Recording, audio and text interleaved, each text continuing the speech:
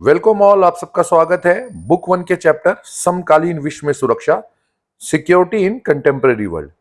ये टॉपिक इसी साल ऐड हुआ है इस चैप्टर में। कोरोना से पहले था, लेकिन इस साल लगभग 3 से 4 साल बाद फिर से ऐड हुआ है। टॉपिक बहुत आसान है, लेकिन अगर समझोगे नहीं तो इससे रिलेटेड क्वेश्चन का आंसर नहीं कर पाओगे। तो ठीक से समझना। टॉपिक है मानवाधिकार और प्रवसन के मुद्दे और शरणार्थी, issues of human right and migration और रिफ्यूजीज। तो जल्दी से स्टार्ट करते हैं आज का टॉपिक और वीडियो।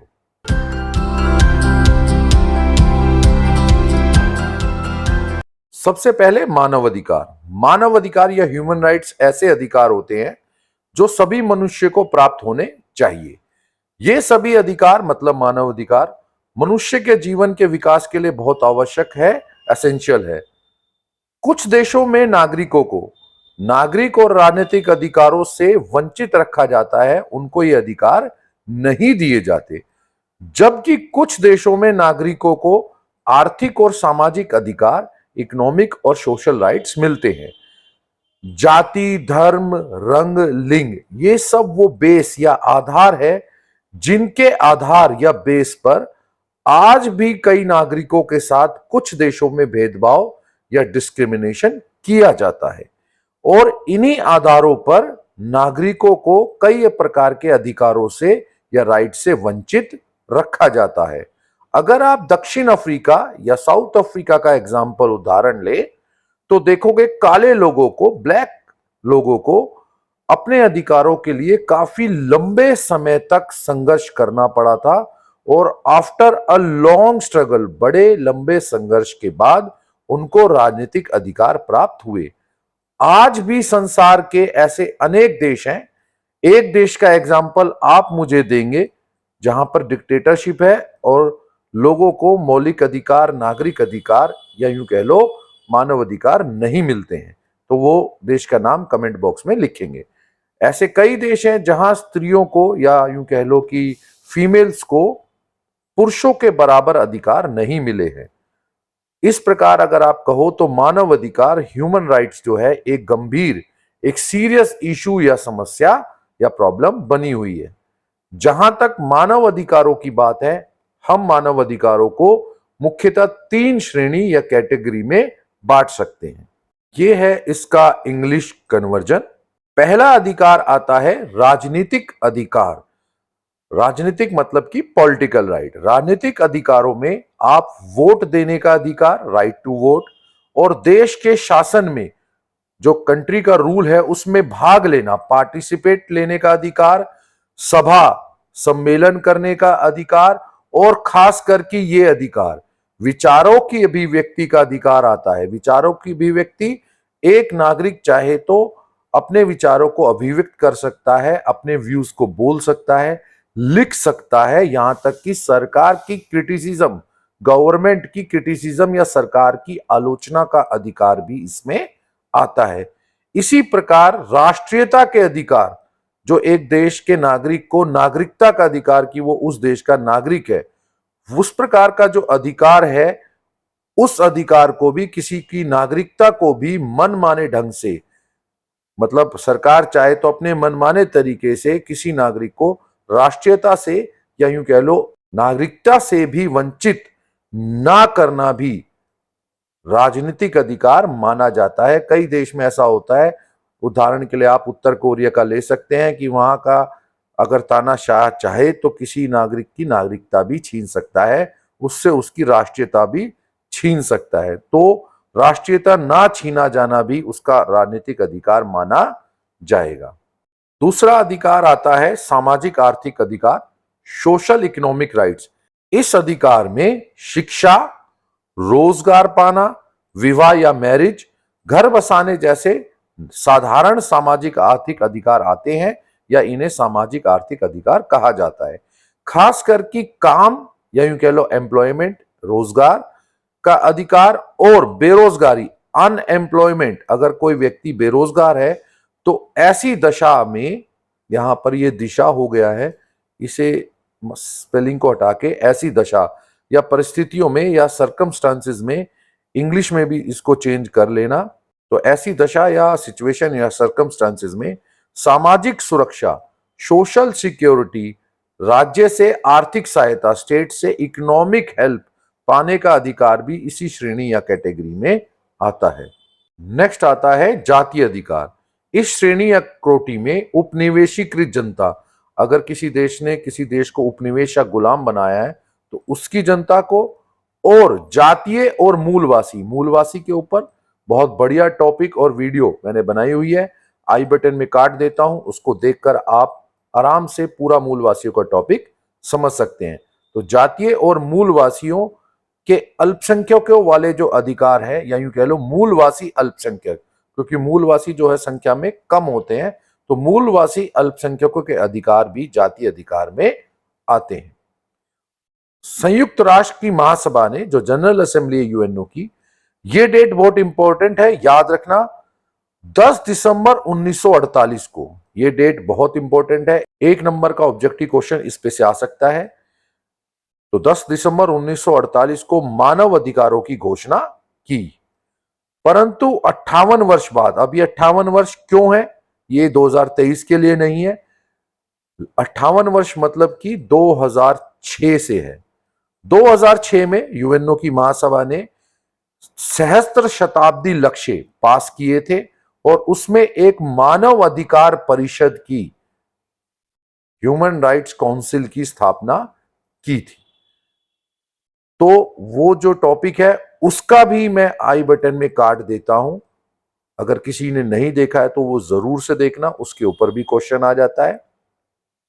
तो 58 वर्ष 2006 के लिए यूज हो रहा है कि इसके बाद भी संसार के अनेक देशों में मानव को या लोगों को मानव अधिकार नहीं मिले हैं।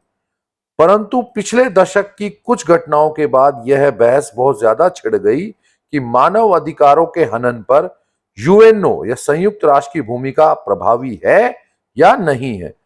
कुल मिलाकर अगर आप देखो तो मानव अधिकार का मुद्दा या इशू अब किसी राष्ट्र का आंतरिक मामला नहीं रह गया है। यही कारण है कि 2006 या 2006 में यूएनओ की महासभा ने ये जो ह्यूमन राइट्स परिषद है या मानव अधिकार परिषद है, इसकी स्थापना की।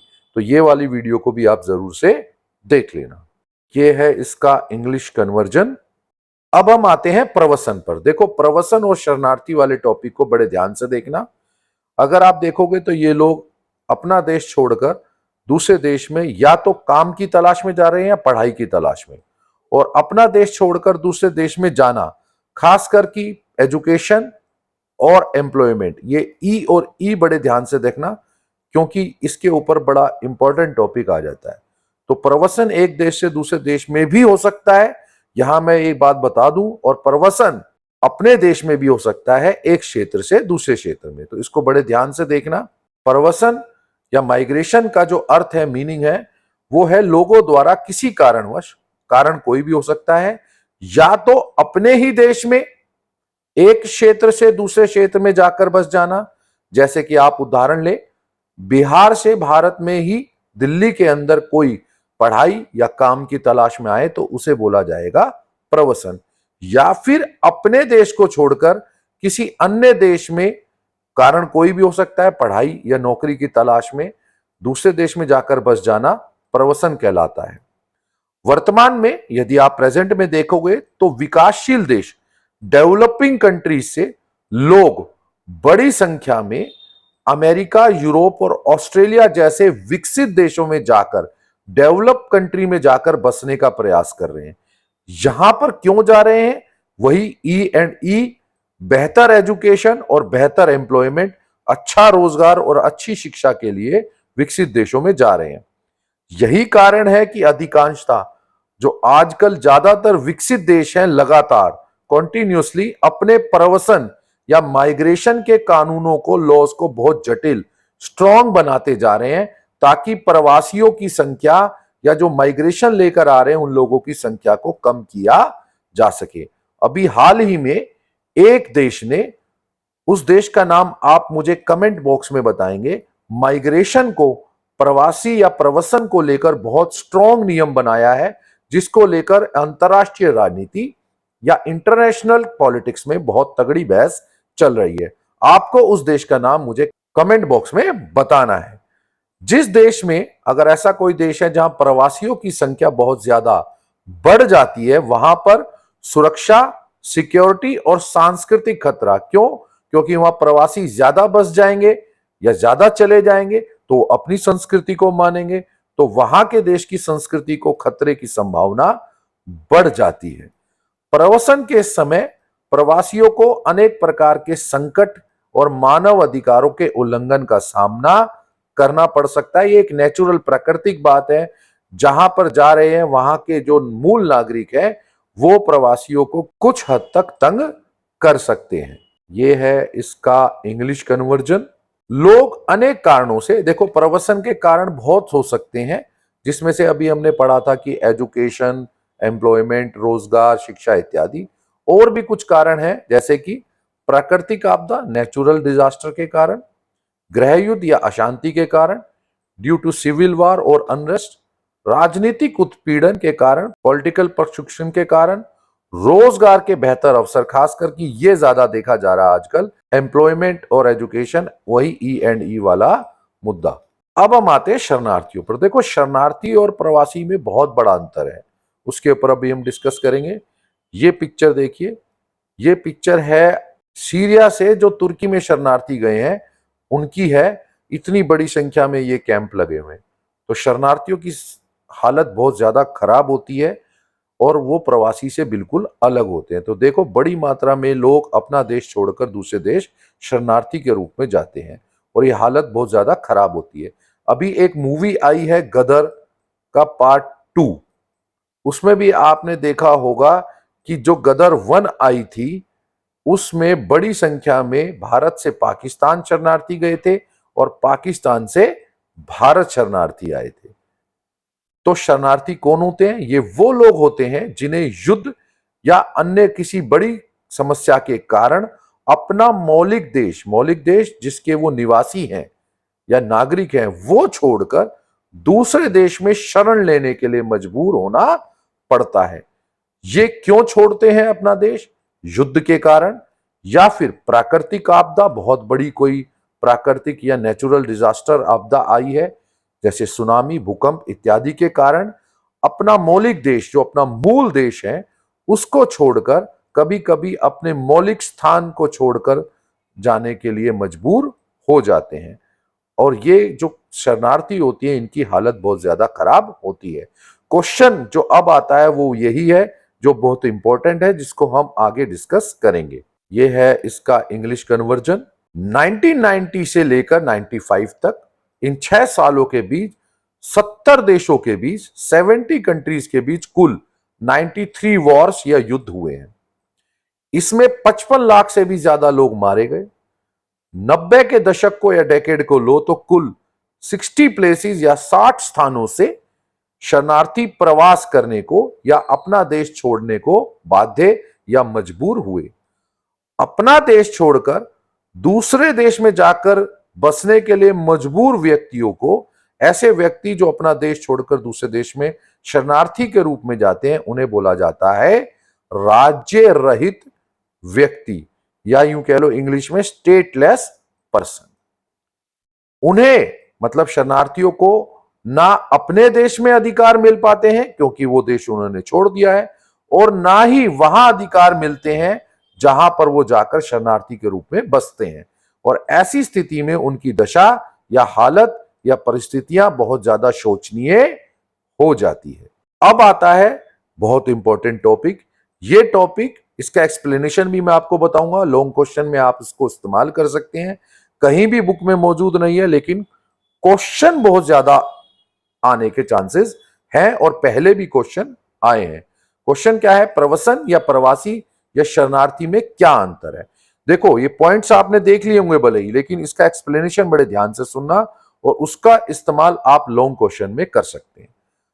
प्रवसन अपने मूल देश में भी हो सकता है, मतलब प्रवसन या प्रवासी अपने देश में एक क्षेत्र से दूसरे क्षेत्र में जा सकता है।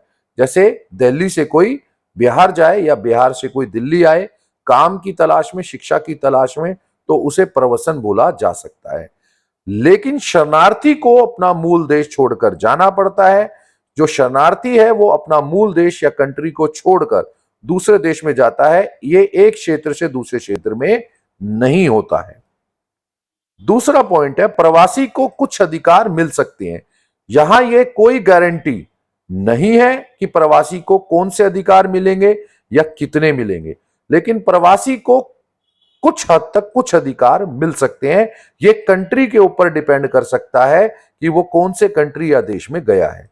लेकिन जहां तक शरणार्थी की बात है, उसे किसी प्रकार के कोई अधिकार, राजनीतिक, सामाजिक, आर्थिक कोई अधिकार नहीं मिलते हैं। तीसरा पॉइंट है, प्रवसन मनुष्य अपनी इच्छा से भी कर सकता है। देखो, प्रवसन मजबूरी में भी हो सकता है, कोई प्राकृतिक आपदा आई है या कोई और समस्या है, लेकिन प्रवसन को मनुष्य अपनी इच्छा से भी कर सकता है। एजुकेशन, एम्प्लॉयमेंट, बेहतर अच्छे जीवन के लिए एक देश से दूसरे देश में जाना, एक क्षेत्र से दूसरे क्षेत्र में जाना मनुष्य अपनी इच्छा से भी कर सकता है। पर शरणार्थी जो होता है वो मजबूरी में ही अपना देश छोड़ता है, अपनी इच्छा से नहीं छोड़ता। कोई अपनी मर्जी से अपना देश छोड़ना नहीं चाहता है या नहीं छोड़ता है। लास्ट पॉइंट आता है प्रवासी की दशा। प्रवासी कैसे हालात में रहेगा, उसे क्या सुविधा मिलेगी, वो कैसा जीवन जिएगा, ये सब जो दशा है परिस्थितियों पर निर्भर करती है। अगर वो अच्छी एजुकेशन के लिए गया है, अच्छी नौकरी के लिए गया है, तो हो सकता है अच्छा कमाए और उसका जीवन अच्छा हो। तो प्रवासी की दशा परिस्थितियों पर निर्भर करती है, टोटल डिपेंड करती है कि वो किन परिस्थितियों में गया है और किन परिस्थितियों में रह रहा है, अच्छा काम कर रहा है, अच्छी नौकरी कर रहा है, अच्छा कमा रहा है। लेकिन शरणार्थियों की दशा बहुत शोचनीय होती है। क्यों? क्योंकि ना तो इनको कोई काम मिल रहा है, ना कोई एजुकेशन के लिए गए हैं, ना कोई रोजगार के लिए गए हैं। इनकी दशा तो बहुत शोचनीय रहती है और इनको कोई अधिकार भी नहीं मिलते हैं।